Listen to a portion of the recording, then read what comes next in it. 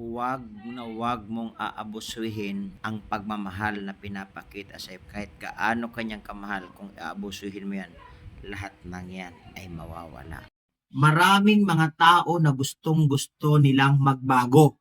Pero matagal na ito nilang pinangarap, pa rin nila nagagawa. Bumabalik pa rin sila sa dati nilang buhay kahit ayaw nila yung buhay na yun. So bakit? Kasi hindi nila naunawaan yung sikreto ng totoong pagbabago sa buhay ng bawat isa sa atin. Una sa lahat, kung gusto natin magbago, dapat alam natin ang benepisyo nito sa buhay ng bawat isa sa atin. Upang sa ganun paraan, mas lalo mong ipapangarapin na ikaw ay magbago. At pangalawang bagay na dapat natin gawin, yaon pong magkaroon tayo ng desire sa buhay ng bawat isa sa atin. Kasi kung may maganda kang desire at alam mo ang layunin nito sa buhay mo, talagang gagawin mo bago. Kasi ang pagbabago, hindi po iba ang magbibenepisyo nito, kundi ikaw. Mayroon pong magandang epekto ang pagbabago sa buhay ng isang tao. Anong magandang epekto nito sa buhay natin?